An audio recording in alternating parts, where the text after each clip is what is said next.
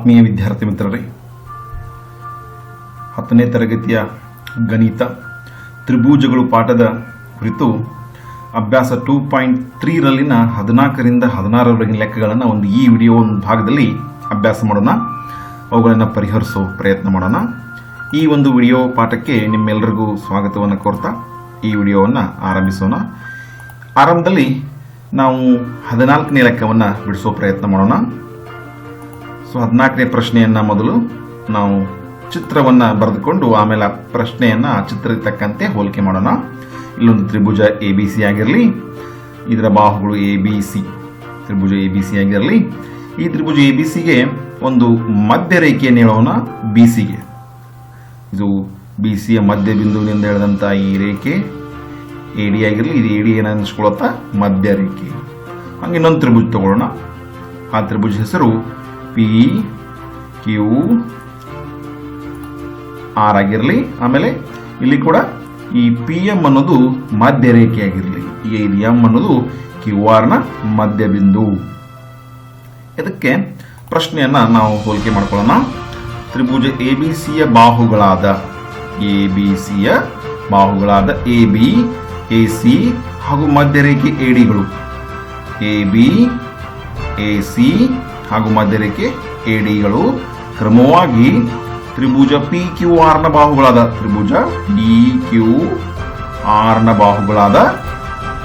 PQ,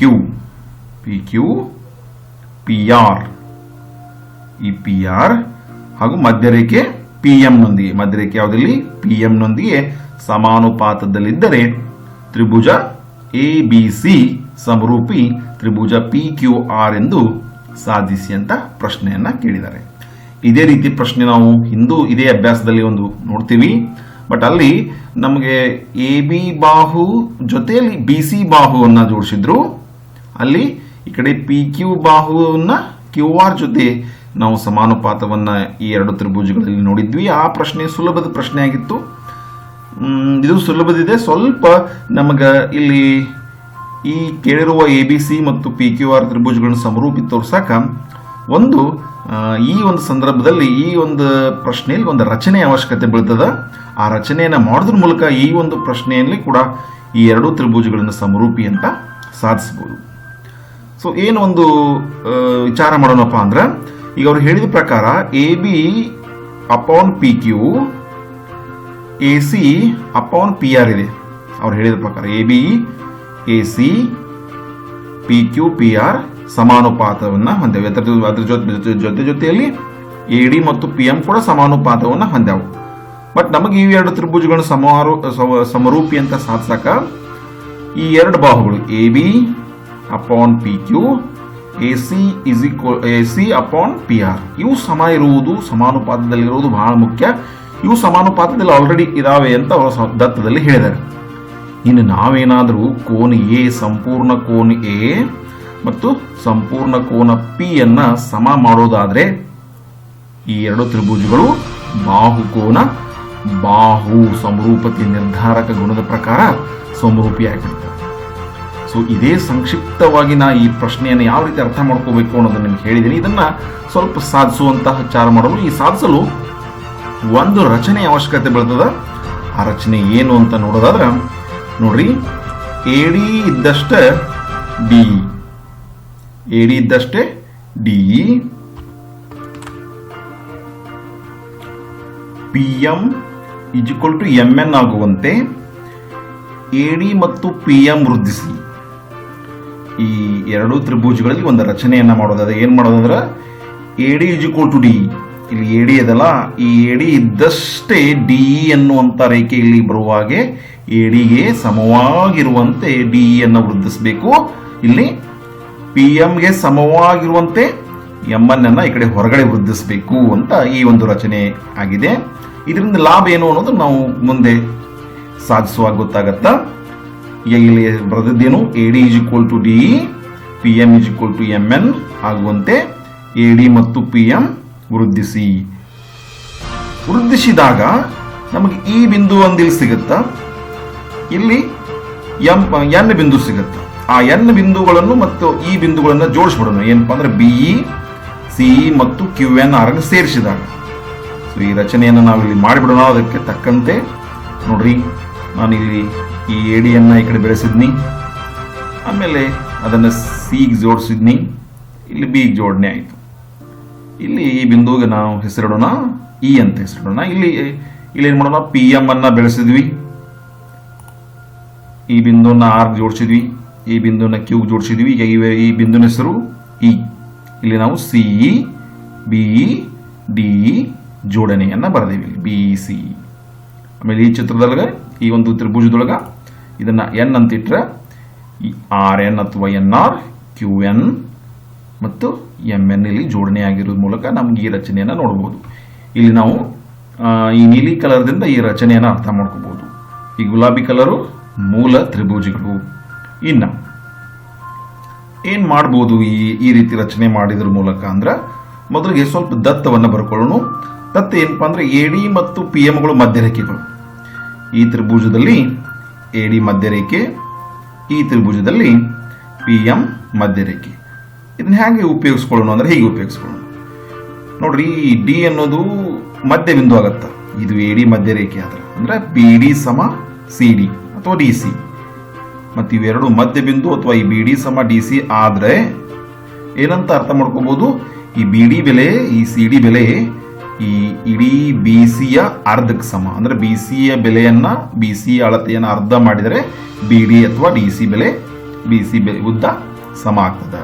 ಅದೇ ರೀತಿ ಈ ಚಿತ್ರದಲ್ಲಿ ಕೂಡ ನಾವು ಏನ್ ಬರ್ಕೋಬಹುದು ನೋಡ್ರಿ, Q M is equal to R M ಎದಕ್ಕೆ ಸಮ, 1/2 ಈ ಕ್ಯೂ ಆರ್ ಅಳತೆಗೆ. ಇನ್ನು ಇನ್ನೊಂದು ದತ್ತವನ್ನು ಬರೀ ನಾವು, ತ್ರಿಭುಜ ಎ ಬಿ ಸಿ. ಈ ತ್ರಿಭುಜ ಎ ಬಿ ಸಿ ಅಲ್ಲಿ ತ್ರಿಭುಜ ಪಿ ಕ್ಯೂ ಆರ್ ನಲ್ಲಿ ದತ್ತ ಕೊಟ್ಟಿದಾರಲ್ಲ, ದತ್ತ ಏನ್ ನೋಡ್ರಿ, A B A C ಮಧ್ಯರೇಖೆ A D, P Q P R ಮಧ್ಯರೇಖೆ P M ನೊಂದಿಗೆ ಸಮಾನುಪಾತದಲ್ಲಿದೆ ಅಂತ ಅದು ದತ್ತ ಕೊಟ್ಟಿದ್ದಾರೆ. ಅದನ್ನ ಬರ್ಕೊಳ್ಳೋಣ. A B A C A D upon P Q P R P M ಅಂತ ಕೆಳಗಡೆ ಬರೆದವ್ರೆ. A B upon P Q is equal to A C upon P R A D upon P M. ಇದಕ್ಕೆ ಸಮೀಕರಣ 1 ಅಂತ ಹೆಸರಿಸೋಣ. ಈಗ ರಚನೆಯಿಂದ ನಾವು ಏನನ್ನ ಮಾಡಬಹುದು ಅಂತ ವಿಚಾರ ಮಾಡೋಣ. ಈ ರಚನೆಯಿಂದ ಈ ಒಂದು ತ್ರಿಭುಜದಲ್ಲಿ ತ್ರಿಭುಜ ಎ ಬಿ ಡಿ ಮತ್ತು ತ್ರಿಭುಜ ಸಿ ಡಿ ಇ ಇವೆರಡು ತ್ರಿಭುಜಗಳನ್ನ ಸರ್ವಸಮ ಅಂತ ಸಾಧಿಸಬಹುದು ನೋಡ್ರಿ. ಹೇಗೆ? ತ್ರಿಭುಜ ಎ ಬಿ ಡಿ ಮತ್ತು ತ್ರಿಭುಜ ಸಿ ಡಿ ಈ ಎರಡು ತ್ರಿಭುಜಗಳಲ್ಲಿ ಬಿ ಡಿ ಮತ್ತು ಡಿ ಸಿ ಸಮ, ಬಿ ಡಿ ಮತ್ತು ಡಿ ಸಿ ಸಮ. ಇಲ್ಲಿ ನಾವು ಅದನ್ನು ಬರೆದಿದ್ದೇವೆ ಮಧ್ಯರೇಖೆ ಇರೋದ್ರಿಂದ ಬಿ ಡಿ ಮತ್ತು ಡಿ ಸಿ ಸಮ. ನಂತರ cone A D B, cone A D B ಸಮ ಕೋನ ಇ ಡಿ ಸಿ. ಅಂದ್ರೆ ಇಲ್ಲಿರುವ ಶೃಂಗದ ಅಭಿಮುಖ ಕೋನಗಳು, ಅಂದ್ರೆ ಇವು ಶೃಂಗಾಭಿಮುಖ ಕೋನಗಳು. ಎರಡು ರೇಖೆಗಳು ಪರಸ್ಪರ ಛೇದಿಸಿದಾಗ ಶೃಂಗಾಭಿಮುಖ ಕೋನಗಳು ಸಮ ಇರ್ತಾವಲ್ಲ, ಹಾಗಾಗಿ ಈ ಕೋನ ಮತ್ತು ಈ ಕೋನ ಸಮ ಆಗಬೇಕು. ಅದ A D B, cone A D B ಅಂದ್ರೆ ಇದು, ಆಮೇಲೆ ಕೋನ್ ಇ ಡಿ ಸಿ ಅಂದ್ರೆ ಇದು. ಇವೆರಡು ಕೋನಗಳು ಸಮ ಶೃಂಗಾಭಿಮುಖ ಕೋನಗಳು. ಇನ್ನು ಇನ್ನೊಂದನ್ನು ಬರೀಬಹುದು ರಚನೆ ಪ್ರಕಾರ ನೋಡ್ರಿ, ನಾವು ಎ ಡಿ ಇದ್ದಷ್ಟು ಡಿ ಅನ್ನ ಬೆಳೆಸೀವಿ. ಇಲ್ಲಿ ಬರ್ದೇವೆ A D is equal to D, ಅದನ್ನು ಬರೆದ್ಬಿಡೋಣ. A D is equal to D. ಈ ಮೂರು ಅಂಶಗಳನ್ನು ನೋಡಲಾಗಿ ಈ ಎರಡು ತ್ರಿಭುಜಗಳನ್ನ ಏನಂತ ಹೇಳ್ಬೋದು ನೋಡ್ರಿ. ಈ ಮೂರು ಅಂಶಗಳು ಹೆಂಗದವು? ಎರಡು ಬಾಹುಗಳು ಅದರ ನಡುವೆ ಕೋನ, ಈ ಎರಡು ಬಾಹುಗಳು ಅದರ ನಡುವಿನ ಕೋನ, ಇವು ಎರಡು ಬಾಹುಗಳ ನಡುವಿನ ಕೋನಕ್ಕೆ ಸಮ ಇದೆ. ಅಂದ್ರೆ ಇವೆರಡು ತ್ರಿಭುಜಗಳು ಸರ್ವಸಮ ಅಂತ ಹೇಳ್ಬೋದು. ಯಾವ ಒಂದು ಸರ್ವಸಮ್ಮತೆ ನಿಯಮದ ಪ್ರಕಾರಪ್ಪ ಅಂದ್ರೆ ಬಾಕೋಬಾ ಸರ್ವಸಮ್ಮತೆ ನಿಯಮದ ಪ್ರಕಾರ ತ್ರಿಭುಜ A B D, Tribhuja CE D ಇವೆರಡು ತ್ರಿಭುಜಗಳು ಸರ್ವಸಮ. ಸರ್ವಸಮದ ಅರ್ಥ ಇವೆರಡು ತ್ರಿಭುಜಗಳು ಎಲ್ಲ ಅಂಶಗಳು ಸಮ. ಅದರಲ್ಲಿ ಒಂದು ಅಂಶದ ಬಗ್ಗೆ ನಾನಿಲ್ಲಿ ಬರಿಬೇಕು. ಇವೆರಡು ತ್ರಿಭುಜಗಳು ಸರ್ವಸಮ ಆದ್ರೆ ನಾವೇನ್ ಬರಿಬೋದು ನೋಡ್ರಿ, ಇವೆರಡು ತ್ರಿಭುಜಗಳು ಸರ್ವಸಮ ಆದ್ರೆ ಈ ಎ ಬಿ ಈ ಅನುರೂಪ ಬಾಹು ಯಾವ್ದಾಗತ್ತೆ? ಸಿಇ ಆಗುತ್ತೆ. ಹೀಗಾಗಿ ಎ ಬಿ ಸಮ ಸಿಇ. ಕಾರಣ ಬೇಕಾದ್ರೆ ಕೊಟ್ಟಬಹುದು ಸಿ ಪಿ ಸಿ ಟಿ ಅಂತ. ಆದ್ರೆ ಇವೆರಡು ಸರ್ವಸಮ ತ್ರಿಭುಜಗಳು ಇರೋದ್ರಿಂದ ಎ ಬಿ ಸಮ ಸಿಇ. ಇದನ್ನು ನಾವು ಇದನ್ನು ನಾವು ಈ ಎರಡು ತ್ರಿಭುಜಗಳಿಂದ ಅರ್ಥ ಮಾಡ್ಕೊಂಡು ಬರ್ದ್ವಿ. ಎ ಬಿ ಸಮ ಸಿ.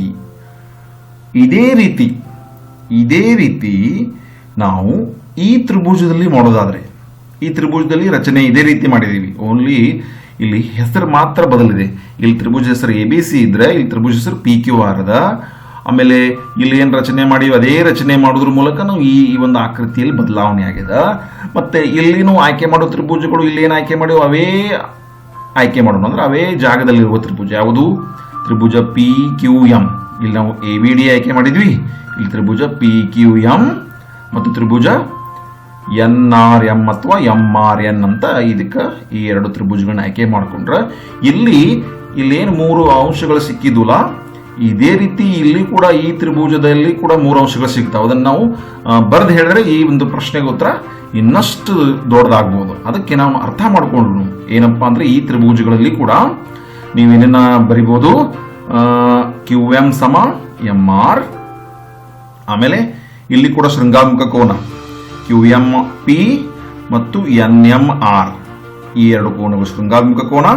ಆಮೇಲೆ ಕ್ಯೂ ಎಂ ಈ ಪಿ ಎಂ ಸಮ ಎಂ ಎನ್ ರಚನೆಯಿಂದ. ಇಲ್ಲಿ ಕೂಡ ಬಾಕೋಬಾ ಪ್ರಕಾರ ನಾವು ಈ ಎರಡು ತ್ರಿಭುಜಗಳನ್ನು ಕೂಡ ಸರ್ವಸಮ ಹೇಳ್ಬೋದು. ಇವೆರಡು ಸರ್ವಸಮ ಆಗಿದ್ರೆ ಇಲ್ಲಿ ಹಾಗೆ ಎ ಬಿ ಸಮ ಸಿಇ ಆಗಿರ್ತದಲ್ಲ, ಹಂಗ ಇಲ್ಲಿ ಪಿ ಕ್ಯೂ ಸಮ ಆರ್ ಎನ್ ಅಥವಾ ಎನ್ ಆರ್ ಆಗಿರ್ತದ. ಅದನ್ನು ನಾನು ಈ ಪ್ರಶ್ನೆಗೆ ಉತ್ತರ ಇನ್ನಷ್ಟು ಜಾಸ್ತಿ ದೊಡ್ಡದು ಮಾಡೋ ಬದಲಿ ಅದನ್ನು ನಾನು ಇದೇ ರೀತಿ ಅಂತ ಹೇಳ್ತೀನಿ. ಇದೇ ರೀತಿ ತ್ರಿಭುಜ ಪಿ ಕ್ಯೂ ಎಂ, ತ್ರಿಭುಜ ಪಿ ಕ್ಯೂ ಎಂ ಮತ್ತು ತ್ರಿಭುಜ ಎನ್ ಆರ್ ಎಂಗಳಲ್ಲಿ ಏನು ಹೇಳ್ಬೋದು? ಇಲ್ಲಿ ಮೇಗೆ ಹೇಳಿದಂಗ ಇಲ್ಲಂಗೆ ಎ ಬಿ ಸಮ ಸಿ ಅಂತ ಹೇಳಿದ್ರಲ್ಲ, ಹಂಗೆ ಇಲ್ಲಿ ಪಿ ಕ್ಯೂ ಸಮ ಆರ್ ಎನ್ ಅಂತ ಹೇಳ್ಬೋದು.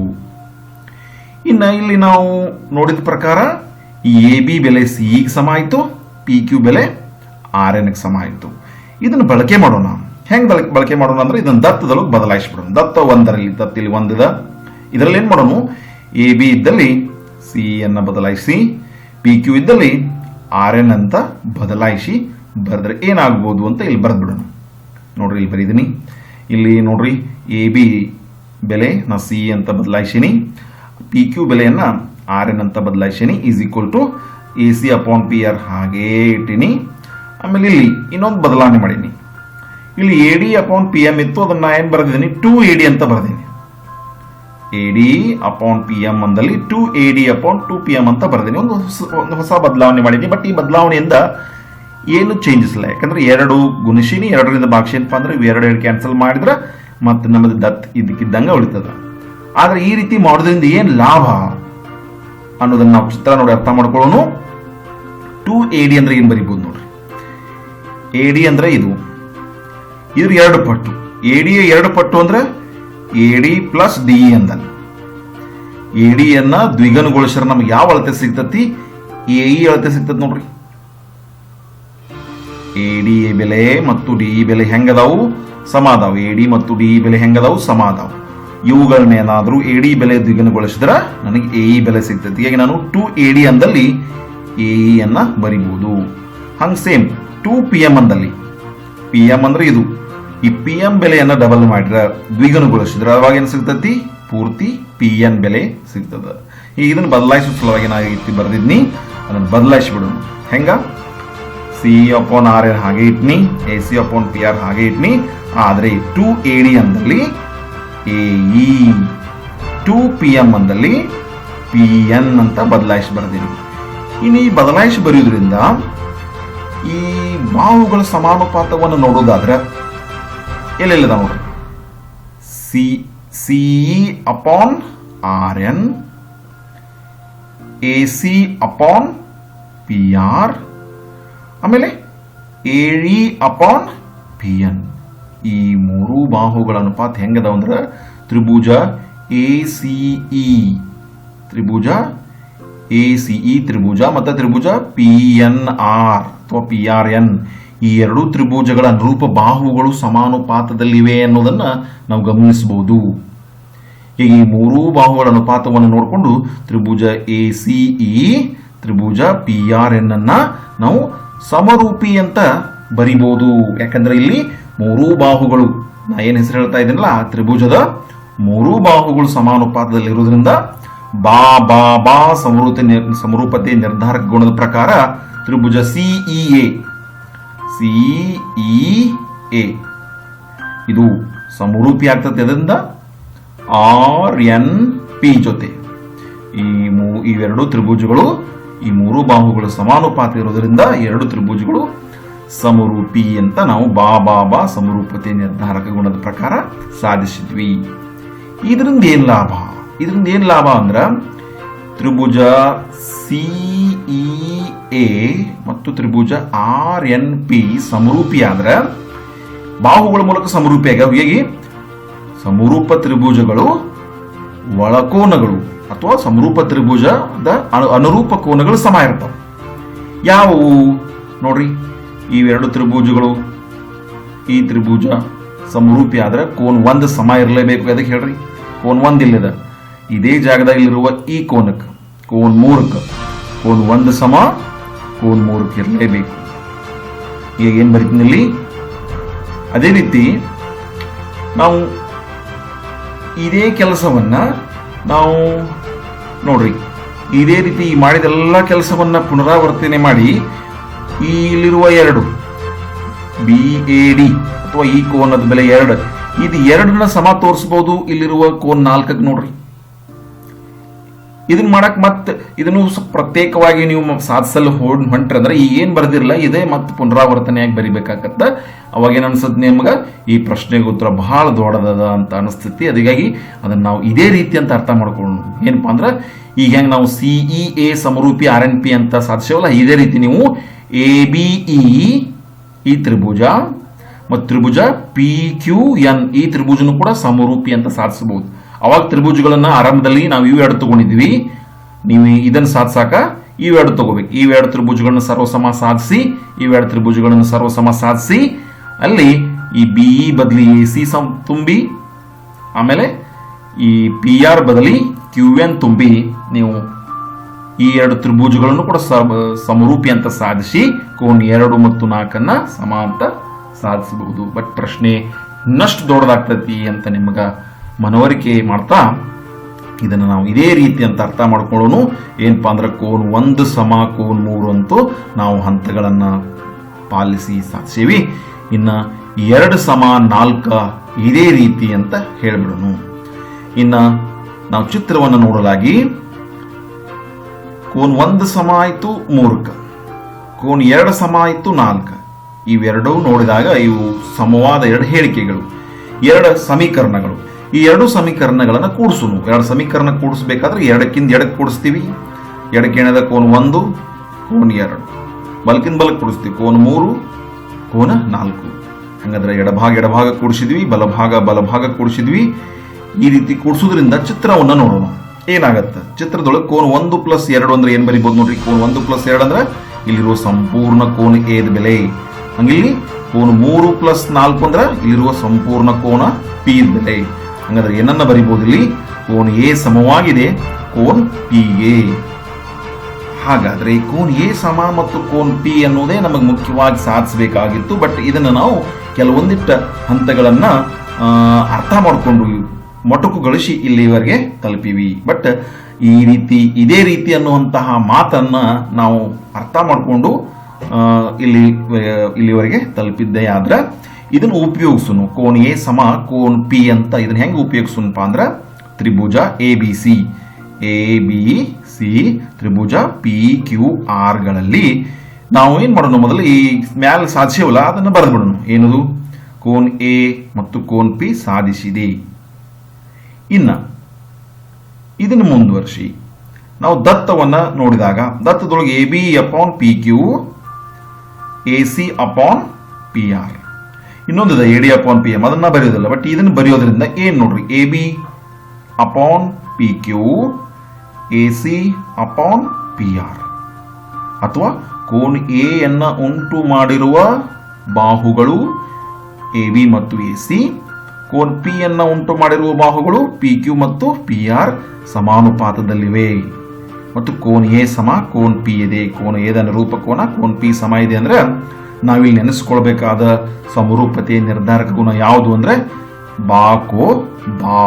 ಹಾಗಾದ್ರೆ ಬಾ ಕೋ ಬಾ ಪ್ರಕಾರ ತ್ರಿಭುಜ ABC ಸಮರೂಪಿ ತ್ರಿಭುಜ PQC.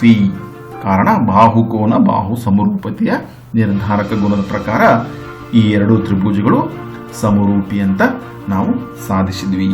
ಈ ಒಂದು ಪ್ರಶ್ನೆಗೆ ಈಗ ಬರೆದದ್ದೇ ಸ್ವಲ್ಪ ಹೆಚ್ಚು ಅನಿಸಿರ್ಬೋದು, ಬಟ್ ಇದನ್ನು ನಾವು ಇನ್ನೂ ಕೂಡ ದೊಡ್ಡದಾಗಿ ವಿವರವಾಗಿ ಬರೀಬಹುದು. ಬಟ್ ನಮಗೆ ನಿಮ್ಗೆ ಏನು ಅನಿಸ್ಬೋದು, ಈ ಪ್ರಶ್ನೆ ಎಷ್ಟು ದೊಡ್ಡದಿದೆಯಪ್ಪ ಈ ಪ್ರಶ್ನೆಗೆ ಉತ್ತರ ಅಂತ ಅನಿಸ್ಬೋದು ಅಂತ ತಿಳ್ಕೊಂಡು ನಾನು ಸಾಧ್ಯವಾದಷ್ಟು ನಿಮಗೆ ಅರ್ಥ ಆಗುವಂಗೆ ಕೆಲವೊಂದಿಷ್ಟು ಸ್ಟೆಪ್ಗಳನ್ನು ಕಡಿಮೆ ಮಾಡಿ ಈ ಒಂದು ಲೆಕ್ಕವನ್ನು ಬಿಡಿಸೋ ಪ್ರಯತ್ನ ಮಾಡೀನಿ.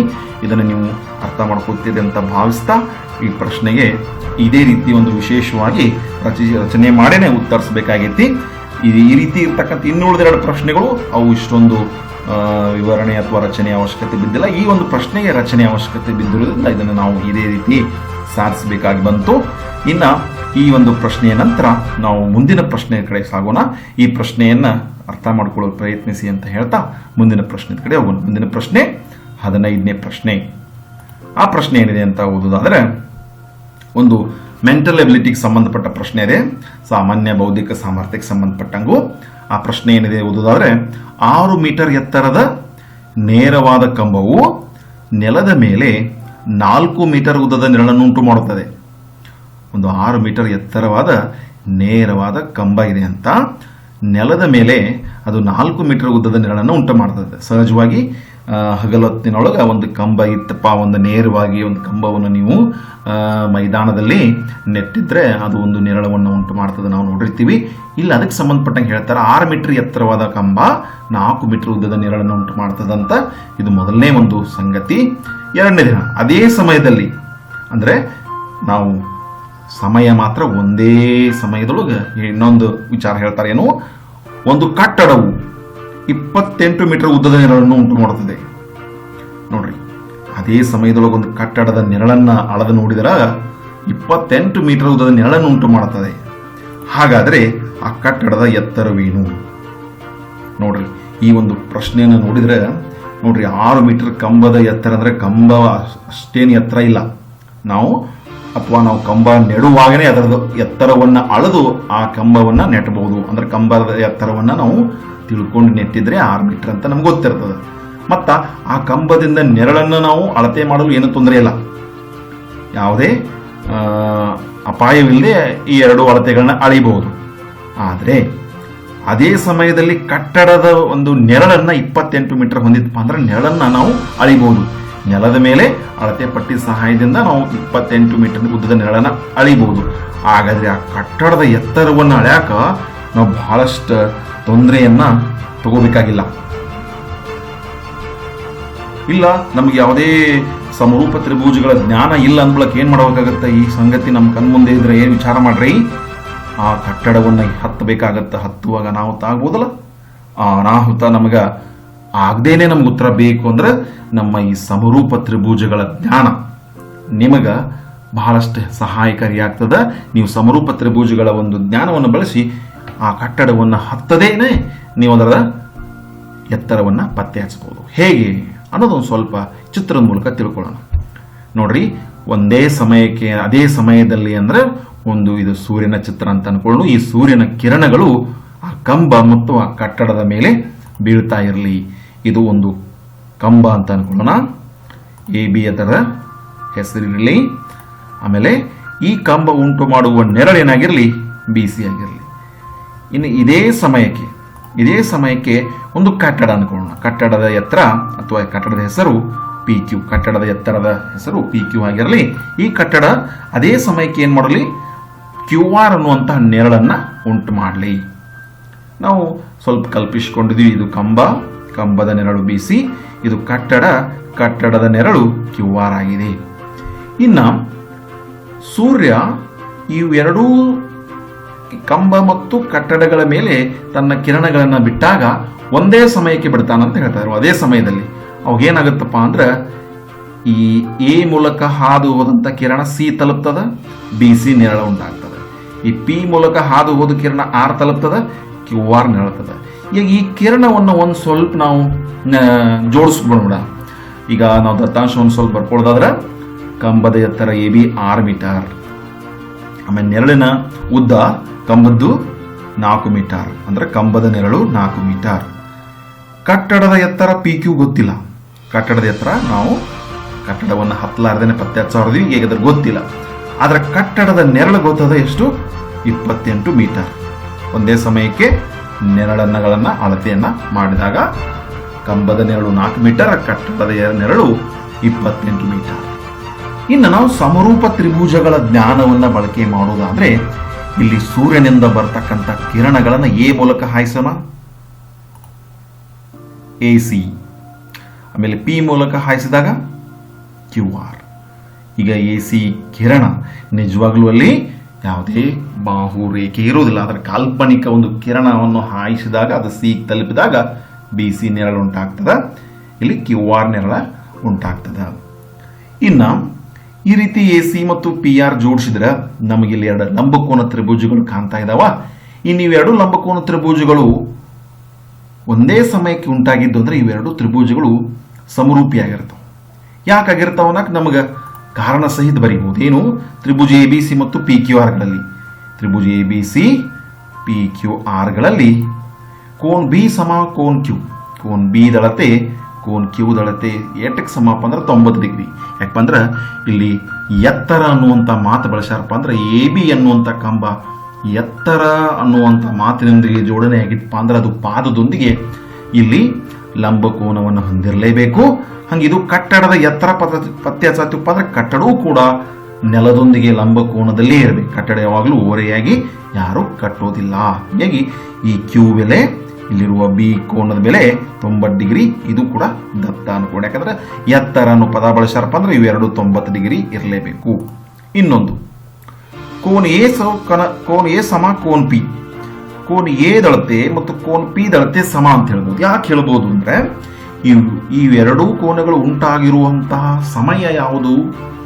ಒಂದೇ ಸಮಯದಲ್ಲಿ ಕಂಬದ ಮೇಲೇನೂ ಬೆಳಕು ಬೀಳ್ತಾ ಇದೆ, ಕಟ್ಟಡದ ಮೇಲೆ ಬೀಳ್ತಾ ಇದೆ. ಅಂದ್ರೆ ಆ ಸೂರ್ಯ ಮಾತ್ರ ಒಂದೇ ಜಾಗದಲ್ಲಿ ಇದ್ಕೊಂಡೇ ಕಿರಣಗಳನ್ನ ಬೀಳಿಸ್ತಾ ಇರ್ತಾನೆ. ಹೀಗಾಗಿ ಅವಾಗ ಕಿರಣ A ಮೂಲಕ ಹಾದುವುದಲ್ಲಿ P ಮೂಲಕ ಹಾದುವುದಲ್ಲಿ ಇಲ್ಲಿ ಉಂಟಾಗುವ ಕೋನ ಕೋನ್ P ಗಳು ಸಮ ಆಗ್ತವೆ. ಅದೇ ರೀತಿ ನಾವು C ನಲ್ಲಿ ಉಂಟಾಗುವ ಕೋನ್ C ಸಮ ಕೋನ R. ಇವೆರಡು ಕೋನ್ A ಕೋನ್ P ಸಮ, ಕೋನ್ C ಕೋನ್ R ಸಮ. ಕಾರಣ ಏನು? ಒಂದೇ ಸಮಯದಲ್ಲಿ ಈ ಎರಡೂ ವಸ್ತು ಕಟ್ಟಡ ಮತ್ತು ಕಂಬಗಳ ಮೇಲೆ ಬೆಳಕು ಬೀಳ್ತಾ ಇದೆ ಅಂದ್ರೆ ಇದನ್ನು ನಾವು ಅರ್ಥೈಸಿಕೊಳ್ಬೇಕು. ಹಾಗಾದ್ರೆ ಈ ಎರಡು ತ್ರಿಭುಜಗಳು ಸಮಕೋನೀಯ ತ್ರಿಭುಜಗಳು. ಹಾಗಾದ್ರೆ ಯಾವ ತ್ರಿಭುಜಗಳು ಸಮಕೋನಿಗಳಿರ್ತಾವಲ್ಲ ಆ ತ್ರಿಭುಜಗಳು ಸಮರೂಪಿಯಾಗಿರ್ತವೆ. ಇಲ್ಲಿ ಕಾರಣ ಏನು ಕೊಡ್ಬೋದು ನಾವು? ಕೋನ ಸಮರೂಪತೆಯ ನಿರ್ಧಾರಕ ಗುಣ ಅಂತ ಕಾರಣ ಕೊಟ್ಟಿದ್ದೆ. ಆದ್ರೆ ಇನ್ನ ಈ ತ್ರಿಭುಜಗಳು ಸಮರೂಪಿಯಾದ್ರೆ ಇವುಗಳ ಅನುರೂಪ ಬಾಹುಗಳು ಸಮಾನುಪಾತದಲ್ಲಿರ್ತವೆ. ಬಟ್ ನಾವು ಯಾವ ಬರಿತೀನಿ ಅಂದ್ರೆ ಈ AC ಮತ್ತು PR ಅನ್ನು ಹೊರತುಪಡಿಸಿ. ಯಾಕಂದ್ರೆ AC ಕಿರಣ ಕಾಲ್ಪನಿಕ ಕಿರಣ, ಅಲ್ಲಿ ಯಾವ್ದು ರೇಖೆ ಇರೋದಿಲ್ಲ. PR ಕೂಡ ಕಾಲ್ಪನಿಕ ಕಿರಣ. ನಿಜವಾಗ್ಲೂ ಇರೋದು ಯಾವಲ್ಲಿ? ಕಟ್ಟಡದ ಎತ್ತರ, ನೆರಳಿನ ಉದ್ದ. ಹೀಗಾಗಿ ಅನುರೂಪ ಬಾಹುಗಳ ಅನುಪಾತ ಬರೆಯಲ್ಲಿ ನಾನು ಮಾಡ್ತೀನಿ, AB ಕಂಬದ ಎತ್ತರ ಅಪಾನ್ PQ ಕಟ್ಟಡದ ಎತ್ತರ ಇಸ್ ಈಕ್ವಲ್ ಟು BC ಕಂಬದ ನೆರಳು ಡಿವೈಡ್ ಬೈ QR ಕಟ್ಟಡದ ನೆರಳು. ಅಂದ್ರೆ ಇದನ್ನು ಸಿಂಪಲ್ ಆಗಿ ಹೇಳೋದಾದ್ರೆ ನಾನು ಎತ್ತರವನ್ನ ಎತ್ತರಲ್ಲೇ ಭಾಗಿಸಿನಿ, ನೆರಳಲ್ಲೇ ಭಾಗಿಸಿನಿ.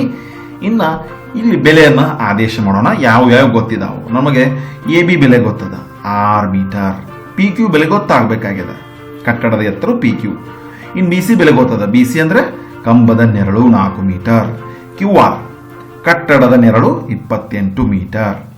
ಇನ್ನ ಇವುಗಳಲ್ಲಿ PQ ಒಂದು ಬಿಟ್ಟು ಉಳಿದೆಲ್ಲ ಬೆಲೆಗಳು ಗೊತ್ತದ. ಅಂದ್ರೆ PQ ಅನ್ನ ನಾವು ಓರೆ ಗುಣಾಕಾರ ಮಾಡಿ ಉತ್ತರ ಪಡಿಬಹುದು. ಏನು?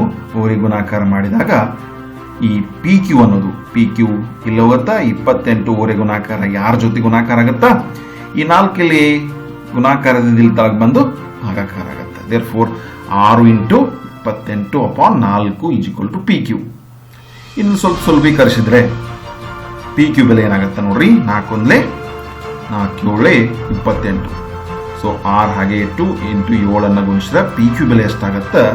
ಕಟ್ಟಡದ ಎತ್ತರ 42 ಮೀಟರ್. ನೋಡ್ರಿ ಎಷ್ಟು ಸುಲಭವಾಗಿ ಈ ಪ್ರಶ್ನೆಗೆ ಉತ್ತರ ಕಂಡಿಡಿದ್ವಿ. ಇದು ನಿಮಗೆ 3 ಅಂಕದ ಪ್ರಶ್ನೆ ಆಗಿರ್ಬೋದು, 2 ಅಂಕದ ಪ್ರಶ್ನೆಯ ರೀತಿ ಕೇಳಿದಾಗ ಈ ರೀತಿ ಎಲ್ಲ ಹಂತಗಳವಾಗಿ ಈ ರೀತಿ ಬಿಡಿಸೋದು ಉತ್ತಮ. ಬಟ್ ಈ ಪ್ರಶ್ನೆಯನ್ನ ನಿಮಗೆ ಮಲ್ಟಿಪಲ್ ಚಾಯ್ಸ್ ಬಹು ಆಯ್ಕೆ ಪ್ರಶ್ನೆಗಳಲ್ಲಿ ಕೇಳ್ಬೋದು. ಸೊ ಬಹು ಆಯ್ಕೆ ಪ್ರಶ್ನೆಯಲ್ಲಿ ಕೇಳಿದ್ರೆ ಯಾವ ರೀತಿ ವಿಚಾರ ಮಾಡ್ರಿ, ಇಂಥ ಪ್ರಶ್ನೆಗಳು ಮತ್ತೆ ಬೇರೆ ಒಂದು ಸಂದರ್ಭಕ್ಕೆ ಬರ್ತಾವೆ.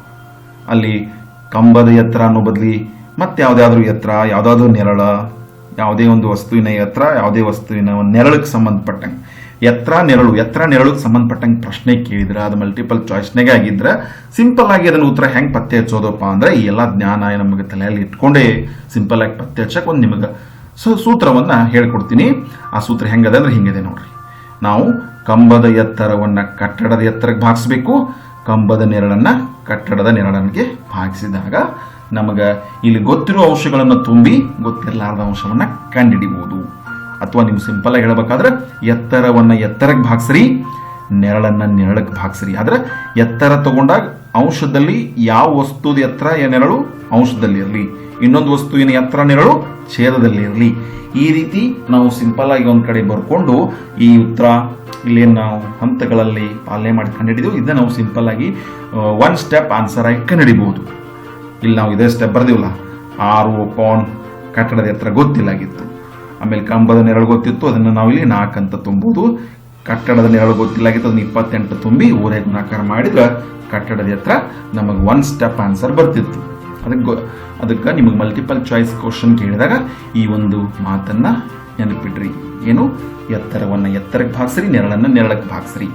ಅದ್ರ ಮ್ಯಾಗ ಒಂದು ವಸ್ತುವಿನ ಎತ್ತರ ನೆರಳು ಬರೀ, ಕೆಳಗ ಇನ್ನೊಂದು ವಸ್ತುವಿನ ಎತ್ತರ ಮತ್ತು ನೆರಳನ್ನ ಬರೆದು ಈ ರೀತಿ ಭಾಗಾಕಾರ ಅಥವಾ ಅನುಪಾತ ತೆಗೆದುಕೊಂಡು ನೀವು ಇಲ್ಲಿ 4 ಅಂಶಗಳಲ್ಲಿ 3 ಅಂಶಗಳನ್ನು ಕೊಟ್ಟಾಗ 4ನೇ ಅಂಶನ ಸುಲಭವಾಗಿ ಕಂಡುಹಿಡಿಯಬಹುದು. ಇದು 15ನೇ ಪ್ರಶ್ನೆ ಆಗಿತ್ತು. ಈ ಒಂದು ಪ್ರಶ್ನೆ ನಿಮಗೆ ಮೆಂಟಲ್ ಅಬಿಲಿಟಿಗೆ ಸಂಬಂಧಪಟ್ಟ ಪ್ರಶ್ನೆ ಅಂತ ನಾನು ಹೇಳ್ತೀನಿ. ಈ ರೀತಿ ಯಾವುದೇ ಸ್ಪರ್ಧಾತ್ಮಕ ಪರೀಕ್ಷೆಯಲ್ಲಿ ಕೂಡ ಈ ರೀತಿ ಒಂದು ಪ್ರಶ್ನೆ ನಿಮಗೆ ಕೇಳಬಹುದು. ಓಕೆ, ಈ 15ನೇ ಪ್ರಶ್ನೆಯನ್ನ ನಾವು ನಿಮಗೆಲ್ಲ ಅರ್ಥ ಆಗಿರ್ಬೋದು ಅಂತ ಭಾವಿಸ್ತಾ ನಾನು ಮುಂದಿನ ಪ್ರಶ್ನೆ ಕಡೆ ಸಾಗ್ತೀನಿ. ಮುಂದಿನ ಪ್ರಶ್ನೆ ಏನಿದೆ ಒಂದು ಸರಿ ನೋಡೋಣ. ಮುಂದಿನ ಪ್ರಶ್ನೆ ಮತ್ತೆ ನಾವು 14ನೇ ಪ್ರಶ್ನೆ ಇತ್ತಲ್ಲ, ಆ ರೀತಿಯ ಒಂದು ಪ್ರಶ್ನೆ ಇದೆ. ಅದಕ್ಕೆ ನಾನು ಮೊದಲು ಚಿತ್ರಾನ್ನ ತೆಗಿತಾ ಇದ್ದೀನಿ. ಆಕೃತಿ ತ್ರಿಭುಜ ABCಯಲ್ಲಿ ಏನಾಗಿರಲಿ, ಈ AD ಅನ್ನೋದು ಮಧ್ಯ ರೇಖೆ ಆಗಿರಲಿ. ಅದೇ ರೀತಿ ಇನ್ನೊಂದು ತ್ರಿಭುಜ PQRಗಳಲ್ಲಿ ಈ PM ಅನ್ನೋದು ಒಂದು ಮಧ್ಯ ರೇಖೆ ಆಗಿರಲಿ. ಹಂಗಾದ್ರೆ ಈ AD ಮಧ್ಯ ರೇಖೆ, PM ಮಧ್ಯ ರೇಖೆ, ಇದನ್ನು ಹೊರತುಪಡಿಸಿ ಮತ್ತೆ ಯಾವ ಮಾಹಿತಿಯನ್ನ ಕೊಟ್ಟಿದ್ದಾರೆ ಅನ್ನೋದನ್ನ ನಾವು ಪ್ರಶ್ನೆಯನ್ನು ಓದ್ತಾ ಅರ್ಥ ಮಾಡ್ಕೊಳ್ಳೋಣ. ನೋಡ್ರಿ, AD ಮತ್ತು PMಗಳು ಕ್ರಮವಾಗಿ ತ್ರಿಭುಜ ABC ಮತ್ತು ತ್ರಿಭುಜ PQRನ ಮಧ್ಯ ರೇಖೆಗಳಾಗಿದ್ದು, AD ಮತ್ತು PM ಏನು ಮಧ್ಯ ರೇಖೆಗಳು. ನಂತರ ತ್ರಿಭುಜ ABC ಸಮರೂಪಿ ತ್ರಿಭುಜ PQR. ನಾವು ಹೆಚ್ಚಿನ ಸಂದರ್ಭಗಳಲ್ಲಿ ಇದಕ್ಕಿಂತ ಮುಂಚೆ ಈ ಚಿತ್ರಕ್ಕೆ ಸಂಬಂಧಪಟ್ಟಂಗ ಆ ತ್ರಿಭುಜಗಳನ್ನೇ ಸಮರೂಪಿ ಅಂತ ಸಾಧಿಸಿದ್ವಿ. ಬಟ್ ಇಲ್ಲಿ ಏನ್ ಮಾಡ್ಯಾರು, ಆಲ್ರೆಡಿ ಆ 2 ತ್ರಿಭುಜಗಳು ಸಮರೂಪಿ ಅದಾವ ಅನ್ನೋದೇ ಒಂದು ದತ್ತ. ಅದನ್ನು ಉಪಯೋಗಿಸ್ಕೊಂಡು AB upon PQ is equal to AD upon PM, ಮಧ್ಯ ರೇಖೆ ಅಪಾನ್ ಮಧ್ಯ ರೇಖೆ. ನೋಡ್ರಿ, ಹೆಚ್ಚಿನ ಸಂದರ್ಭಗಳಲ್ಲಿ ಇದನ್ನು ಉಪಯೋಗಿಸಿ ಇದನ್ನು ಸಾಧಿಸಿದ್ವಿ. ಇದನ್ನೇ ಉಪಯೋಗಿಸಿ ಇದನ್ನು ಸಾಧಿಸೋದ್ರೆ ಆ 2 ಪ್ರಶ್ನೆಗಳು ಅಥವಾ ಈಗಾಗಲೇ ಈ ಅಭ್ಯಾಸದಲ್ಲಿ 1-2 ಪ್ರಶ್ನೆ ಬಂದಿದ್ದಾವಲ್ಲ, ಆ ಪ್ರಶ್ನೆಯ ವಿಲೋಮ ಪ್ರಶ್ನೆ ಅಂತ ಅನ್ಬೋದು.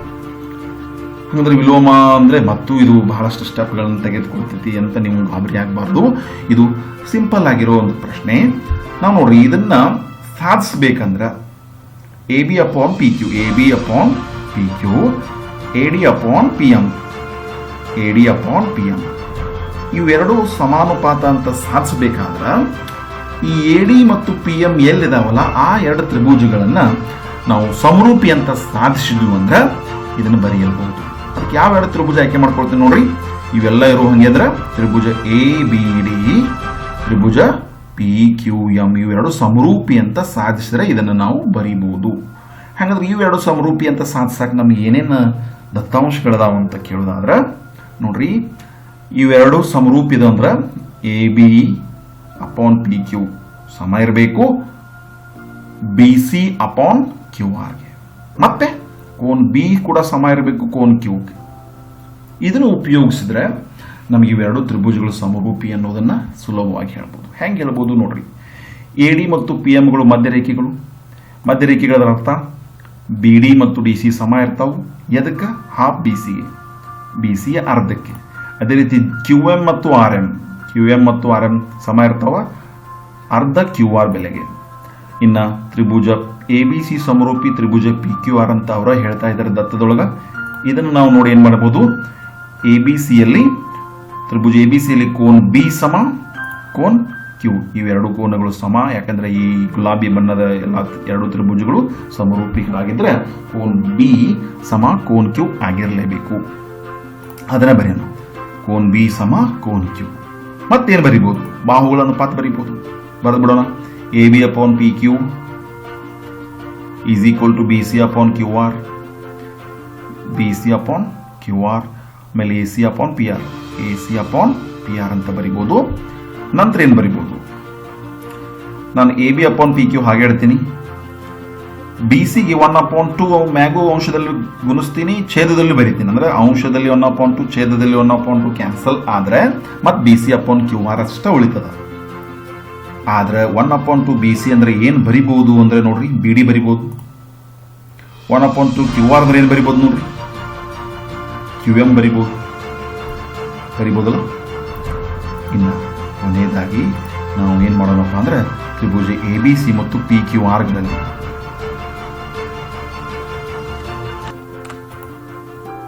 ಹಾಗಾದ್ರೆ ತ್ರಿಭುಜ ಎ ಬಿ ಡಿ ಮತ್ತು ತ್ರಿಭುಜ P Q ಎಂಗಳಲ್ಲಿ, A B D ಮತ್ತು ಪಿ ಕ್ಯೂ ಎಂಗಳಲ್ಲಿ ಏನೇನು ಬರಿಬಹುದು ಅಂದ್ರೆ ಕೋನ್ ಬಿ ಸಮ ಕೋನ್ ಕ್ಯೂ. ಈಗಾಗಲೇ ನನ್ನ ಬಗ್ಗೆ ಹೇಳಿದ ದತ್ತದೊಳಗ ಕೋನ್ ಬಿ ಸಮ ಕೋನ್ ಕ್ಯೂ. ದತ್ತ ತ್ರಿಭುಜಗಳು ಸಮರೂಪಿಯಾಗಿರೋದ್ರಿಂದ ಕೋನ್ ಬಿ ಸಮ ಆಗಿರಲೇಬೇಕು ಕೋನ್ ಕ್ಯೂಗೆ. ಹೌದಾ? ಇನ್ನು ಇಲ್ಲಿ ಸಾಧಿಸಿವಿ. ಈಗಾಗಲೇ ಏನು ಸಾಧಿಸಿವಿ? A B upon P Q ಸಮವಾಗಿದೆ B D upon Q M. So A B ಮತ್ತು ಬಿ ಡಿ ನಡುವೆ ಕೋನ್ ಬಿ ಇದೆ. ಎ ಬಿ ಮತ್ತು ಬಿ ಡಿ ನಡಬಾರಕ ಕೋನ್ ಬಿ ಇದೆ. ಅಂದ್ರೆ ಕೋನ್ ಬಿ ಅನ್ನು ಉಂಟು ಮಾಡಿರುವ ಬಾಹುಗಳು ಎ ಬಿ ಬಿ ಡಿ. ಆಮೇಲೆ ಕೋನ್ ಕ್ಯೂ ಅನ್ನು ಉಂಟು ಮಾಡಿರುವ ಬಾಹುಗಳು P Q Q M, P Q Q M. ಹಾಗಾದ್ರೆ ಈ ಎರಡೂ ಸಮಾನುಪಾತ ಮತ್ತು ಈ ಕೋನ್ ಅನುರೂಪ ಕೋನ ಸಮ ಇರುವುದನ್ನು ನೋಡಿ ನಾವು ಬಾಹು ಸಮರೂಪತೆಯ ನಿರ್ಧಾರಕ ಗುಣದ ಪ್ರಕಾರ ತ್ರಿಭುಜ A B D Tribhuja P Q M ಸಮರೂಪಿ ಅಂತ ಹೇಳ್ಬೋದು. ಕಾರಣ ಬಾಹು ಸಮರೂಪತೆಯ ನಿರ್ಧಾರಕ ಗುಣದ ಪ್ರಕಾರ. ಇನ್ನು ಇವೆರಡು ತ್ರಿಭುಜಗಳು ಸಮರೂಪಿಯಾಗಿದ್ರೆ ಇವೆರಡು ತ್ರಿಭುಜಗಳ ಬಾಹುಗಳ ಅನುಪಾತ ಬರಿಬಹುದು. ಬರೆದ್ಬಿಡೋಣ. ಏನು ಬರೆಯೋಣ? ಈಗಾಗಲೇ ನಾವು A B upon P Q, ಇದನ್ನ ಜೊತೆಗೆ ಈ ತ್ರಿಭುಜದ ಇನ್ನೊಂದು ಬಾಹು ಮಧ್ಯರೇಖೆ A D upon ಮಧ್ಯರೇಖೆ P M ಅಂತ ಬರೀಬಹುದು. ಇವೆರಡು ತ್ರಿಭುಜಗಳು ಸಮರೂಪಿ ಇರೋದ್ರಿಂದ ನಾವೇನ್ ಮಾಡ್ಬೋದು, ಸಮರೂಪಿಯ ತ್ರಿಭುಜಗಳ ಅನುರೂಪ ಬಾಹುಗಳು ಸಮಾನುಪಾತದಲ್ಲಿವೆ ಅಂತ ನಾವು ಗೊತ್ತಿರೋದ್ರಿಂದ ಅದನ್ನ ಈ ರೀತಿ ಬರೆದಾಗ ನಮ್ಗೆ ಇಲ್ಲಿ ಏನು ಸಾಧಿಸಂದಿದ್ರಲ್ಲ ಆ ಸಾಧನೆಯನ್ನ ನಾವು ಇಲ್ಲಿ ಸಾಧಿಸಿ ತೋರಿಸಿದ್ದು. ಓಕೆ, ಈ ರೀತಿ ಇದೊಂದು ಪ್ರಶ್ನೆ ಸಿಂಪಲ್ ಆಗಿತ್ತು. ಇದು ಅಷ್ಟೊಂದು ಹಂತಗಳನ್ನು ತೆಗೆದುಕೊಳ್ಳಿಲ್ಲ. ಈ ರೀತಿ ಈ ಹಲವಾರು ಪ್ರಶ್ನೆಗಳನ್ನು ನಿಮಗೆ ಕೇಳುವ ಪ್ರಯತ್ನ ಮಾಡಿದಾಗ ನಾವು ನಮಗೆ ತಿಳ್ಕೊಂಡಿರುವ ಹಲವಾರು ವಿಚಾರಗಳನ್ನು ಅಲ್ಲಿ ಬಳಕೆ ಮಾಡಲು ಪ್ರಯತ್ನಿಸಬೇಕು. ಎಸ್ಪೆಷಲಿ ಯಾವೆರಡು ತ್ರಿಭುಜಗಳು ಸಮರೂಪಿ ಇರ್ತಾವಲ್ಲ, ಸಮರೂಪಿ ತ್ರಿಭುಜಗಳ ಅನುರೂಪ ಬಾಹುಗಳನ್ನು ಬರೆಯೋದು, ಆಮೇಲೆ ಸಮರೂಪತೆಯ ನಿರ್ಧಾರ ಮಾಡಲಿಕ್ಕೆ ಇರತಕ್ಕಂಥ ನಿರ್ಧಾರಕ ಗುಣಗಳನ್ನು ಉಪಯೋಗಿಸ್ಕೊಳ್ಳೋದು.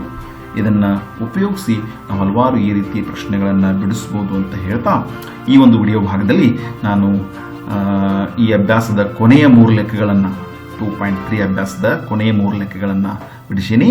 ಈಗಾಗಲೇ ಇದರ ಇನ್ನುಳಿದ ಲೆಕ್ಕಗಳಿಗೂ ಕೂಡ ನಾನು ವಿಡಿಯೋ ರೂಪದಲ್ಲಿ ನಾನು ಬಿಡಿಸಿರುತ್ತೇನೆ. ಆ ಲೆಕ್ಕಗಳನ್ನು ಕೂಡ ನೀವು ಅಭ್ಯಾಸ ಮಾಡಿರಿ. ಮತ್ತೆ ಮುಂದೆ ಕೂಡ ಇನ್ನುಳಿದ ಅಭ್ಯಾಸಕ್ಕೆ ಸಂಬಂಧಪಟ್ಟ ವಿಡಿಯೋಗಳನ್ನು ಇದೇ ರೀತಿ ಮಾಡ್ತಾ ಇರ್ರಿ. ನಿಮಗೇನಾದರೂ ಈ ವಿಡಿಯೋಗಳಲ್ಲಿ ಏನಾದರೂ ಸಂಶಯ ಇದ್ದರೆ ನನ್ನನ್ನು ಕಾಮೆಂಟ್ ಬಾಕ್ಸ್ನಲ್ಲಿ ಕಾಮೆಂಟ್ ಮಾಡಿ ತಿಳಿಸ್ರಿ. ಅದೇ ರೀತಿ ಮತ್ತೆ ನನ್ನ ವಿಡಿಯೋಗಳಾಗಿಯಾಗಿ ನೀವು ನಿರೀಕ್ಷೆ ಮಾಡಿರಿ ಮತ್ತು ಅವುಗಳನ್ನು ನೋಡಿ ಅಭ್ಯಾಸ ಮಾಡಿ ನೀವು ಹೆಚ್ಚಿನ ಅಂಕಗಳನ್ನು ಗಳಿಸ್ಕೊಳ್ಳಲಿಕ್ಕೆ ತಯಾರಿ ಮಾಡಿರಿ ಅಂತ ಹೇಳ್ತಾ ಇವತ್ತಿನ ವಿಡಿಯೋನ ಮುಗಿಸ್ತಾ ಇದ್ದೀನಿ. ನೀವು ಕೂಡ ನಮ್ಮ ಚಾನಲ್ನ ಸದಸ್ಯರಾಗಬೇಕಾದ್ರೆ ಸಬ್ಸ್ಕ್ರೈಬ್ ಆಗಿರಿ. ನಿಮಗೆ ಇಷ್ಟ ಆದರೆ ಲೈಕ್ ಮಾಡಿರಿ. ಓಕೆ, ಇಲ್ಲಿವರೆಗೆ ಈ ಒಂದು ವಿಡಿಯೋ ಪಾಠದಲ್ಲಿ ಭಾಗವಹಿಸಿದ್ದಕ್ಕಾಗಿ ನಿಮ್ಮೆಲ್ಲರಿಗೂ ವಂದನೆ ಹೇಳೋಣ ತಿಳಿಸ್ತಾ ಈ ಒಂದು ವಿಡಿಯೋ ಪಾಠವನ್ನು ಮುಗಿಸ್ತಾ ಇದ್ದೀನಿ. ಮತ್ತೆ ಮುಂದಿನ ವಿಡಿಯೋದಲ್ಲಿ ಮತ್ತೆ ಭೇಟಿಯಾಗೋಣಂತ. ಎಲ್ರಿಗೂ ವಂದನೆಗಳು. ನಮಸ್ಕಾರ.